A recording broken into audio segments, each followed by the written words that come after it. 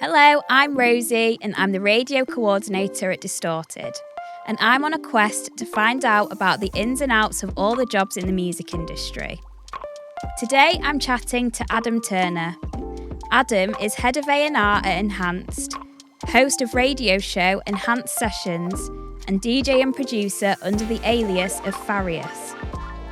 We chat about all aspects of the industry, including what it takes to be in A&R, tips on how to pitch tracks to A&R teams, and the current challenges within the industry. Hope you enjoy. You could write the biggest, longest, most impressive CV in your email, but if the music's not good, it's not going to get signed. You've got to use your networking skills, your personality as well to take you places, and I think that's what I thrive on, and I think that's a good place to start for people, if that makes sense. There are so many fans of dance music out there. Show that you can do something that's a little bit more different.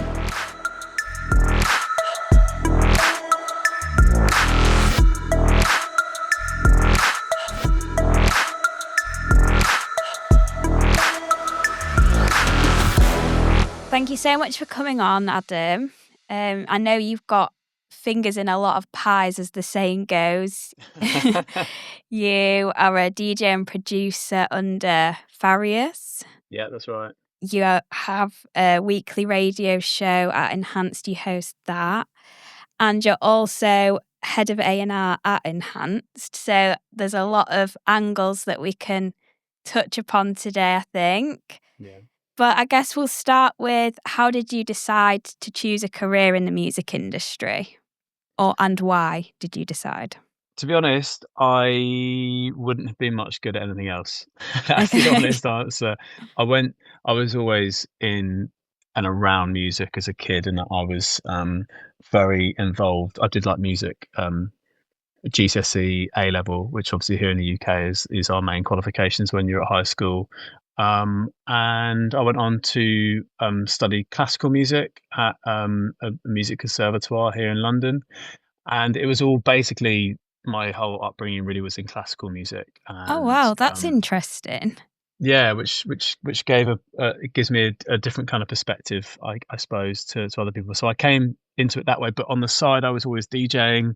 I was doing my mates' parties. I was, when I was at music college on the weekends, I'd be DJing at really crap weddings, which I hated. But I was walking away with 150 quid in my pocket, not spending it on a night out. So I was kind of doing classical and I was doing DJing. And then when I finished at music college, I was like, I'm ready to. I just basically jumped into electronic music. And there, to be honest, like in answer to your question, there was not really any alternative. I never really considered much else. I was always one of those kids at school who was good at the things I was good at and enjoyed them. And if I wasn't good at something, I didn't really give it much interest. So yeah, I think it was all pretty laid out for me from the off, to be honest. So you went to uni and you got a degree, and then what happened after that? How did you become head of A&R at Enhanced? Well, there was a big gap in between that. I left uni in about 2012, and I didn't get a role in A&R until 2020. So it's about 8 years, and in those 8 years, I was just DJing. I started out on the gay scene in London, playing a lot of bars and clubs. I was resident at Heaven. I used to play at Fire and all those clubs, and that kind of took me around and then in about 2016, I decided I wanted to get back into producing. And I was kind of bored of playing other people's records. I wanted to play my own records. So that's when I started making records as Farius. And I was doing bits before that. I was doing like remixes for like major labels and stuff. That was kind of my route back into music production. And then when I started the Farius stuff, it was very much more focused into the trance and progressive world. And I signed as I did records on like Anjuna Beats and Armada and 03 at Toolroom. And then in 2019, I signed my first record to Enhanced, and it was completely by chance. It was great. Like the guys here are amazing. They were amazing back then as well. They were just down the road from me as well. It kind of all made sense. And then it was literally the February of 2020 where Will Holland, who's the director here, he said I could really do with another pair of ears on the A&R side of things. Would you fancy it? And I was like, actually, no, I'm all right, but I'm busy, I'm producing and I'm touring and all the rest of it. And then I thought about it a little bit more, and I was like, do you know what? Maybe that would be quite a good experience. So I kind of rethought that, and I went back. I was like, actually, I could do like a couple of days a week for you. And thank God I said yes, because a month later, COVID happened, March 2020, no gigs.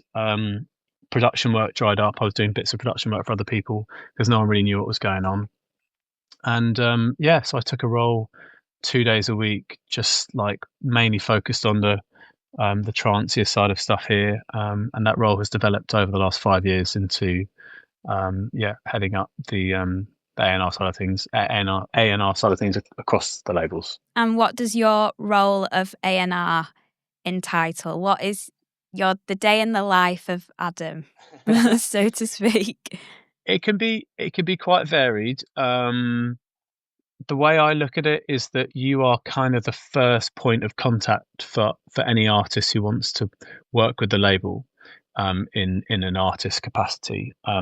So it's a mixture, really. I get sent a huge amount of demos. As I'm sure most people know, this is the way A&R works. You listen to music, you feed back, and you get the music sounding as good as possible, sort of in the right lane for the label.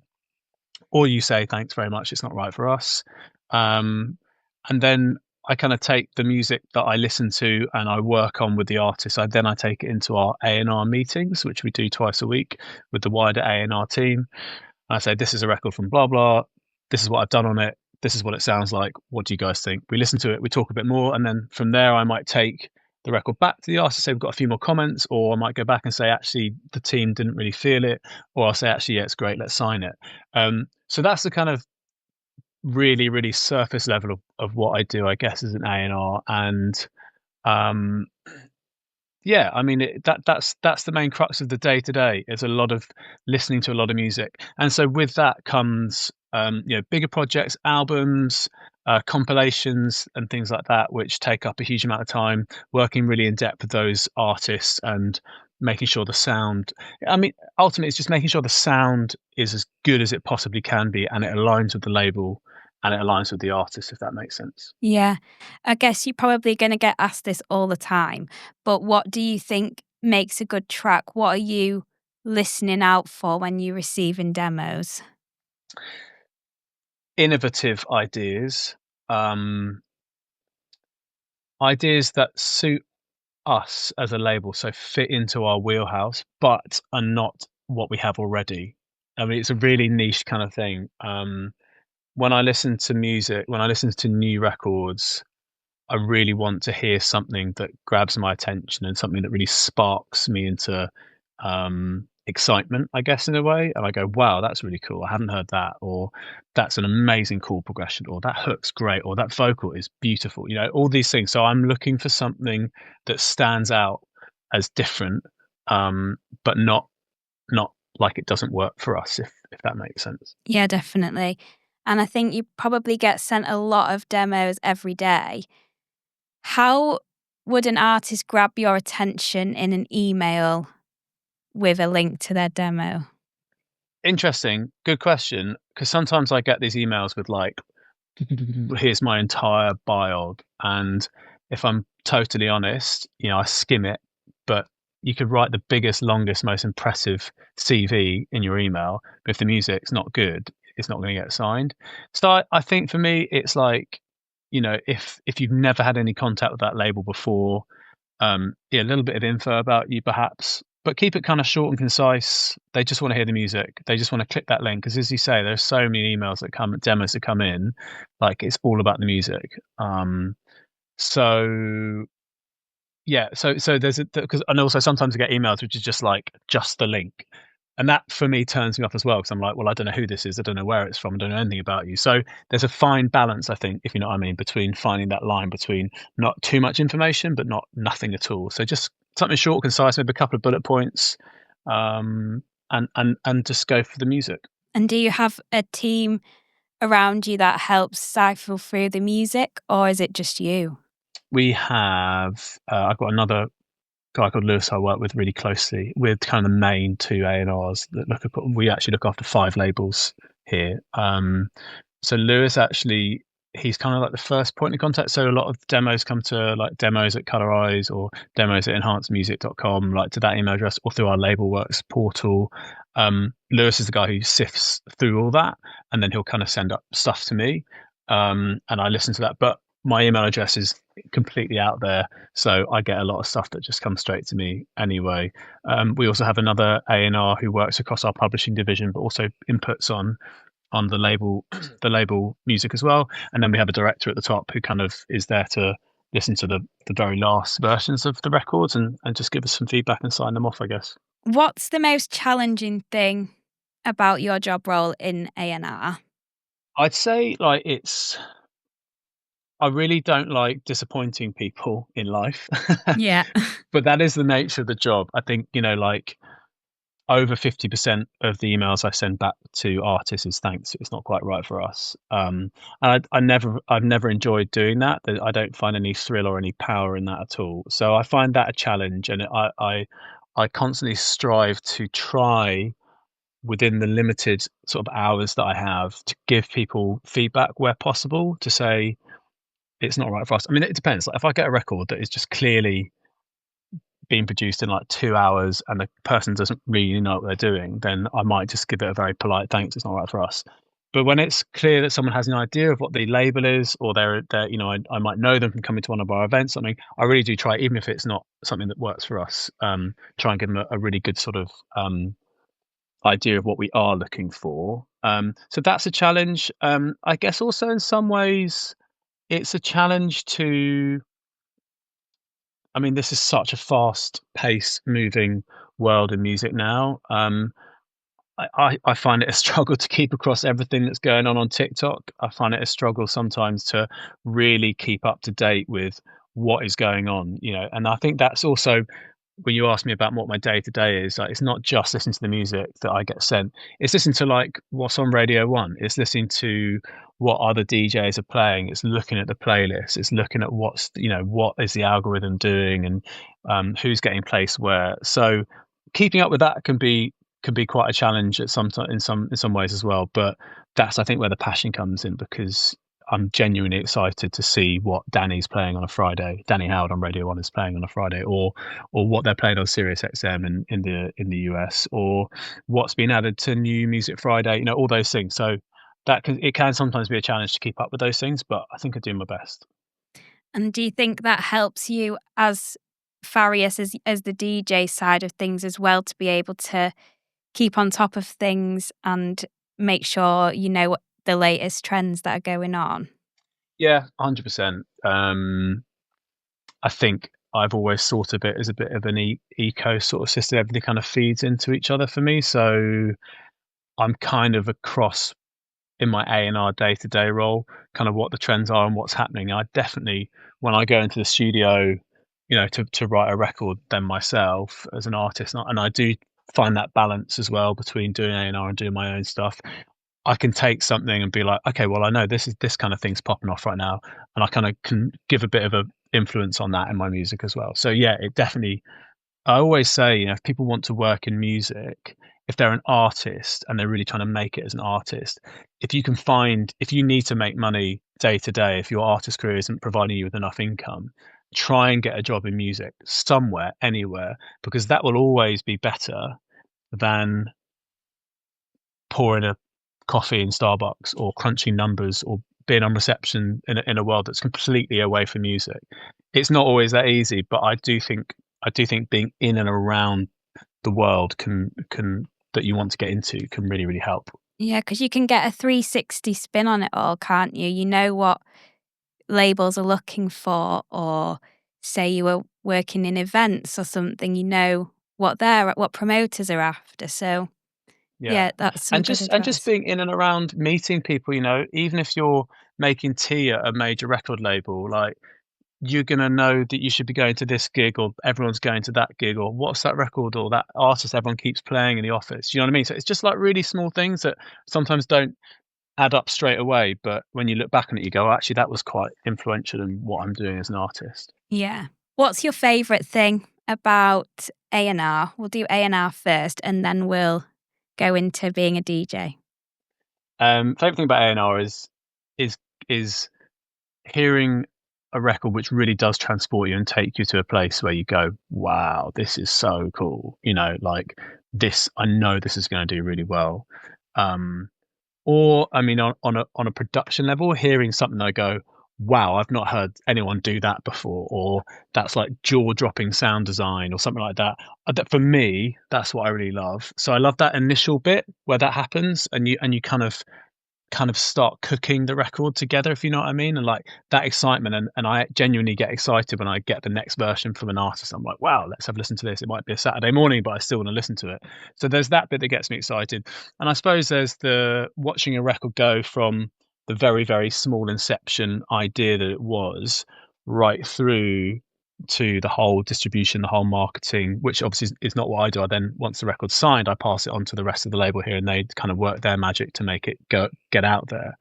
But when you've worked on a record that was started out like that, maybe it was just a vocal and a piano chords or something like that, and you watch it then completely blow up on like Sirius XM, or you watch it get played on Radio 1 or something like that, that's exciting as well, because that's like, wow, I remember that little bit there, and now it's become this huge thing, or watching it get played by massive DJs at Ultra or something like that. It's like, that is so cool, because that little thing that started here on email has now become this huge thing here, if that makes sense. That's really good. Yeah, it's like the reward. You can see all the hard work and the ideas, and the rewards paid off. Yeah, that's really cool.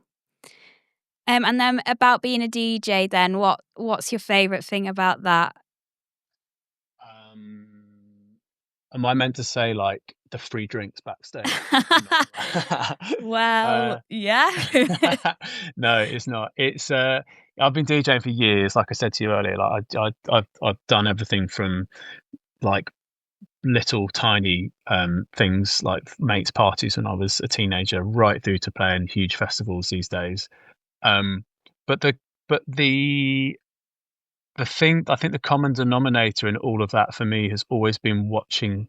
I love watching people get pleasure from music, and I love watching people connect with music, and I love being the person who can do that. I've always been very passionate about showing people new music. I mean, I love old stuff, like reminiscent stuff, nostalgic stuff as much as anybody else, but I get very excited about new music and sharing that with people. So playing a new record for the first time, or playing a record, maybe it's my record or maybe it's someone else's, watching that reaction, whether that be a tiny little party or a small intimate venue that's like 100 people, or on a huge main stage, like I played A State of Trance the other month with Armin in Rotterdam, like watching it connect in that way as well.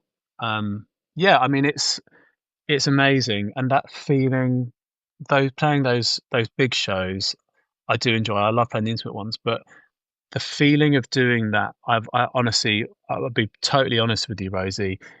I've said to many, many people, like getting that feeling when you play those shows, which are like a 10 out of 10 show, with a real connection with the audience, and that it is better than any drug I've ever taken before. And it's not a drug that I could replace in any way with anything else. Like, it is so real and makes you feel so alive and so just so engaged. It gives you real purpose in what you're doing, if that makes sense. You're making me want to do that now. They're not always like that. I've played enough really bad gigs to walk off stage and be like, just get me home now. It was terrible. So, but when you do get it, it's a mental high. Yeah, and I suppose the bad ones make you appreciate the amazing ones as well, don't I they? mean, I just literally the other week I did that show with Armin, huge, incredible 1 hour set, thousands of people, and the following weekend I was playing in Liverpool, and it was like a really average 5 out of 10 gig, and there were problems with the sound, the tech, and it was just like, oh. So I'm at a level, really. I mean, it's funny because there's this meme. I don't know if you've seen, there's this meme going around where people like, when you tell people outside the industry you're a DJ, either they think you're Calvin Harris or they think you play weddings, and they don't know anything in between. And I'm really like peak in between there. Do you know what I mean? So for me, like, I'm not playing sold out festivals every single weekend. I still have the humbling experiences as well, I guess. Take the rough with the smooth. Always. How would somebody start out looking for a job in A&R? Interesting. Um, I guess it's. Do you know what? I've not really met many people who go, "You're an A&R. I really want to be an A&R," but I'm sure there are people out there. Um, I think it's a case of finding, certainly finding your. I mean, if we're talking about dance music, and that's my area. I mean, I can't really talk for the major labels who work in indie and pop and stuff, but in dance music, I think it's really about finding your niche and what you really like. So I learned pretty early on when I left music college that I love trance music. I love melodic, emotional music. It doesn't have to be fast or energetic, but it has to really connect with me musically. And I think that has something to do with working in or studying classical music. So finding your niche of what you really like and really getting to know that world, knowing the artists, knowing the labels, knowing everything, or the events, like where everyone's playing, like knowing as much as that as you can, and trying to put yourself. Yes, we're all fans of what we like, but try and elevate yourself a bit more to seeing it more objectively, I guess. That's a really good start. Not just being like walking into an A&R job interview and being like, I'm a massive fan of the label, and I mean, like, everyone loves to see that passion, but show that you can give a different angle, I guess, or show that you have a bit more knowledge about something else rather than just like any. Because there are so many fans of dance music out there. Show that you can do something that's a little bit more different to the next person you were standing next to at the last gig you're at. So I guess, yeah, and then it is always the same thing, as I'm sure you know, that this is not an industry where you qualify in medicine and you become a doctor, you qualify in law, you become a lawyer. There's just so much like going to things, meeting people, so much of right place, right time. I have to be really honest, there is so much of who you know, what you know, um, and just where you are in life, like that is just a fact of it, and there's a lot of luck involved. But for me, I find that the exciting bit. I would never like to be in an industry where it's all just sort of laid out in front of me. It's like, you've got to use your networking skills, your personality as well to take you places. And I think that's what I thrive off. And I think that's a good place to start for people, if that makes sense. Yeah, and I suppose you have to be really driven as well to be in this industry. You do, because the hours are long and the music, the money's crap. So yes, you do. You really have Yeah. to love it. And like you say, you don't go into a job and then here's a promotion. It's like that some places, but you have to really be your own entrepreneur, I guess. You do. You have to make your own luck in many ways. But let's not escape the fact that the industry is, there's a lot of nepotism. There's a lot of scratching each other's backs. Like, I'm just being very, very honest. The industry is hugely underrepresented by people of color, of queer people. There's still a lot of old school tactics that goes on in this industry. And I'm so passionate about trying to change that in many ways as well. And actually, I think we are changing to a certain extent as well. And I think people from those backgrounds, who might not fit the mold of what a traditional A&R or a traditional person in the music industry might look like, I think they are getting more opportunities, but there's still so much further to go, if that makes sense. Yeah, definitely. I can vouch for that. Yeah. Do you think your musical background, so like in your classical music and your theory of that, do you think that's really helped you in your job role as an A&R, or do you think it's not really mattered? I think it does. I think in the particular corner and area of dance music I am, which is all about. So here at Enhance, it's all about the melody. It's all about melodic elements in the music. Um, yes, like my training in writing and classical music, that foundation has always given me a really really solid place to start when working with music. Um, I think there's a very good balance to have when you're an A&R between not being too technical and like, this needs to move exactly like I want it to move chords wise or production wise. This needs that little peak at the 3000 hertz on the EQ needs to do this. Like, if you once you start getting too technical, I feel like it doesn't really work very well with it, or some artists don't really respond well to that. But you still need to have that kind of knowledge. But it's about finding that balance between working with an artist in that sort of space, but also keeping in mind the bigger picture as well. And if you go too technical and detaily like that with artists, sometimes it just doesn't work. So it's a bit of that. So that does help in terms of the foundation I've had, but also taking a step back. And I think my experience as a DJ for many, many years kind of helps, because I like to think that I know what a record would do on a dance floor. So when you're looking at the structure of a record, if there's this huge 2 minute nothing going on and a breakdown in the middle, I'm like, that's way too long on a dance floor for me. Like, please, can you shorten that into 1 minute or something like that? So yeah, there's definitely that helps.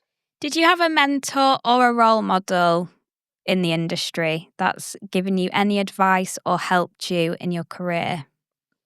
I can kind of think of two people. So my first ever step into the music industry was when I was 17, and I got a really random job doing work experience, like literally doing the tea and stuff when I was 17 at a company called IE Music. Um, their main artist, they're a management company. Their main artist they represent is Robbie Williams. And I got the first taste of not dance music, of music, of the industry when I was 17. That was like 20 years ago now. Wow. And I met a guy there called Michael, who was kind of working on the team. He was young, he was working on the team. Anyway, long story short, we became very, very close, and he's still like my best friend today. And he's now Robbie Williams's day-to-day manager. So he was very, very inspirational in terms of, like, he was always there to tell me as I was going through, actually, maybe you should try and do this, maybe you should try and do that. That won't work. And by the way, do you know what the difference between a master and a publishing split is? Like, all those things that I never knew. So he was there. He was definitely very, very influential, and he still continues to be very influential for me. A really incredible man with an incredible story. And then the director here, Will Holland, here at Enhance, he's a very inspirational guy, and I'm not just saying this because he pays my mortgage, but he genuinely is. Like, we've worked together very closely, and even before I worked for Will, I was always aware of him and his influence in the world of trance. So now working with him day to day is he constantly keeps me kind of on my toes, I guess, and makes me think in a different way about things day to day. Yeah. What is the most crucial trait somebody needs to have to be in the industry? I know we've mentioned drive and passion, but is there anything else that you think is essential for people to have? I think it's like there's a real misconception that's like you don't need to be the loudest person in the green room or the one who drinks the most shots or whatever. Like, there's a real misconception around that. I think some people feel like they walk into the industry and they have to be this loud, big personality. Like, you don't need to be at every single show, every single green room, backstage. In fact, if anything, that's a bit annoying sometimes when you meet that person. I think having a really good balance between taking your job. I think this is one thing I was always aware of when I started DJing. Like, taking your job as a job, like the lines can be very blurred, I think, in our industry when you're around an environment where people are having fun and euphoria, and people are there to on their weekends, on their days off. I think there's a very, I think what I can only say what served me well is that I guess I'm a bit sensible in that respect. I've always looked as at my job as a DJ and as an A&R now as a job. Like, this is how I paid. It was always how I paid my rent. So when I went to DJ at clubs, yeah, I had a bit of fun, but like ultimately, this is a professional place for me to be. So I think that's an important trait for people to have, to understand that whilst everyone else is out there having an amazing time and like this is not their job, it is your job, and you kind of have to find that balance. You can't be too like stiff and serious, because like people want to have fun with you, but finding that balance between this is a professional place of work and also like this is also quite fun as well. So I think that's a good trait to have to start out in the industry. And I really respect the younger people that I meet who have that kind of trait, because I'm like, either you're like the one who's a mess in the green room, but everyone's like, oh, he's so much fun, but that's not really going to elevate you too far, I think, in the industry. I think the people who find that balance are the people who have the people who you can trust to kind of say, okay, now I want you to do this, or now I want you to take this and move it on, or do you know what I mean? Like that's a very good trait to have. I'm sure there are more, but that's the first one that comes to mind. Yeah, not blurring the lines between working hard and playing hard too much. It's easily done. Like, Yeah. I'm not saying I've got it right every time, but I like to think that having an attitude towards my work as work has been quite important for me. Yeah, again, reverting back to that drive and the reason why you're there, not just for the free drink like we mentioned earlier. Or all the party or the afters. If you're the one at the afters at 7 a.m. every Saturday, you might think this is great. And I did that early in my career. I'm not saying like I'm a saint. Like I was there, and I remember I went to Above and Beyond like in Brixton 10 years ago, and I managed somehow to get backstage, and I was like, I look back on that so cringe. Like, I look back on it now as like, and I was like in a room with like two above and beyond, and like one of the A&Rs there, and I was just a bit sorry, can I say that? Sorry, I was just a bit. No, okay. I was just a bit drunk, shall we say, and I came away being like, oh my god, right, I've networked with Above and Beyond, but actually, like looking back on it, it was like I was just that really annoying guy in the green room, So I'm not saying anything bad came from that, and I did go on to release Nigeria Beats, but it had absolutely nothing to do with that Adam 10 years ago in the green room at O2 Brixton. Yeah, I hate them moments where you are like networking, but also had a few drinks, and then 3 weeks later you look back and think, oh, why did I say that? That's horrible. But it's one of those learning curves you go through, and I think, like I say, you can't be this. I don't think like being so straight and serious and like work the whole time. Really, you need to have a bit of malleable flexibility, if that makes sense. And probably people skills as well. Yes, yeah, for sure. If you're very straight down the road, serious, people might not be able to relate to you. And I think we've mentioned in a few of these podcasts that your network is a big thing in this industry. I mean, that's the other thing I was just thinking about, like, when you said what's the thing, what's a trait you need, like, be a nice person as well. Yeah. And I know that sounds really simple, but when it comes to sending music to me, like I only want to work with artists who are nice people, like not divas. Yes, like know your grounds, no, negotiate your contracts, but not divas or not people who are rude or dismissive or think that they're better than anybody else. Like the people who succeed. I genuinely believe the people who succeed in this industry, whether they're on the industry side, on the artist side, or like the label or the art side, like they're just nice people, and we just have this policy here, which is we don't work with dickheads. And I've just been really honest. Like, no, that's true though. That's do you know what exactly. I mean? Like, no one wants to work with someone who's dismissive or difficult to work with, because ultimately this is a creative environment, and you get the best creatively out of somebody when everybody's getting on and having a great time. If you want to go and work in a cutthroat thing where everyone's on each other's backs, go work in the city and like get on the stock market. Like we're not about that. It's there's so much more passion and feeling involved, I think, here. No offense, stockbrokers. I'm sure you'll love it. That's our motto here too. Don't be a dick and don't work with dicks. Yeah, exactly. Yeah. I know we mentioned about diversity in the industry, but if you could change one thing about the industry right now, what would it be? Oh, TikTok. This is such a common. Sorry. No, this is such a common response from everyone I've spoken to. They all say TikTok. I suppose it's a wider thing. When I say TikTok, I mean our reliance. It's a very difficult one. Our reliance on social media, I guess, like it's not great for everyone's mental health, in my opinion. Sorry to be like Debbie Downer about it, but it's not. And I think, if I wasn't an artist, and didn't have to keep feeding the algorithm, my brother is not on any social media. His digital footprint is nothing. And I kind of respect that. And I'm like, I wouldn't mind a bit of that, like waking up and having to look at my Instagram to see how many, what the algorithm's doing. Like, I think that's one thing I would change. It's like, I love either you go with it or you don't, and I think you have to go with it, because otherwise you become one of those artists who's like, it's all about TikTok these days, and I don't do that. Like, then you have to move with the times. But for me, it's really tiring, and I wish that we could just spend more time working on music and putting out music for the sake of it being really good music and A&R and really good music. And yeah, we always say it's about that link on the music when you send that first email.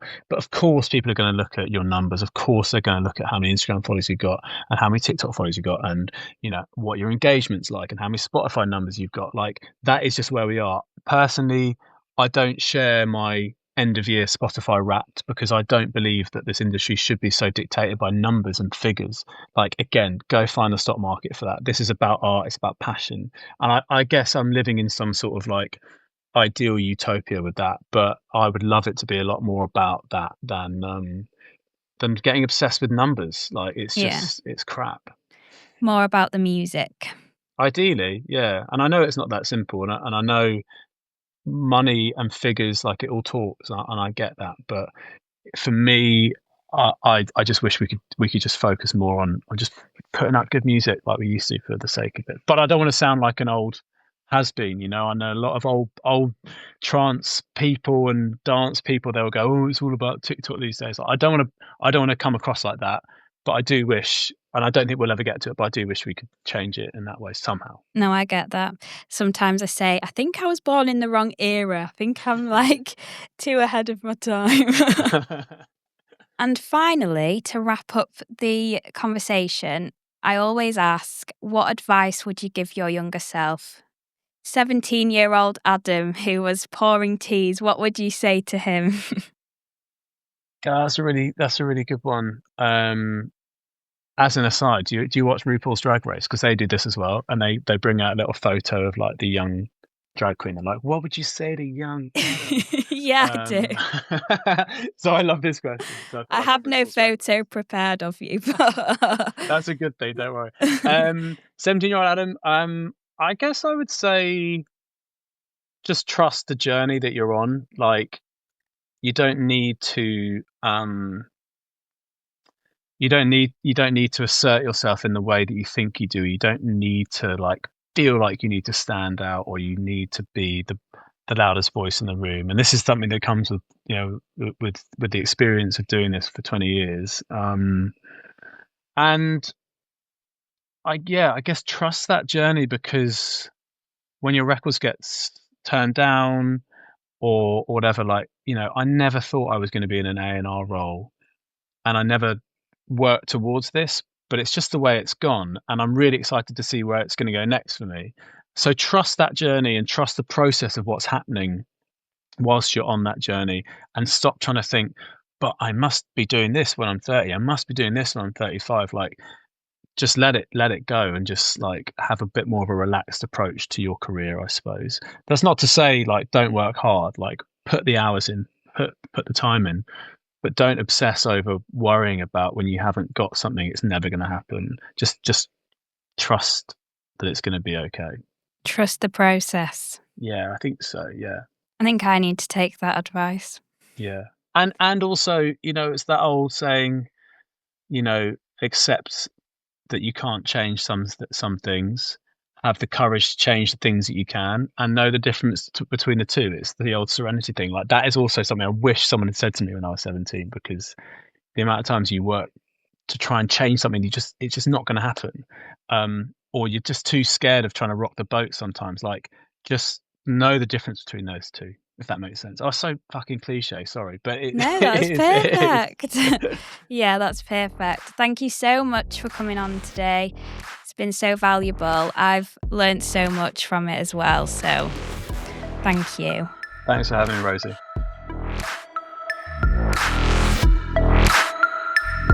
Thanks so much for listening.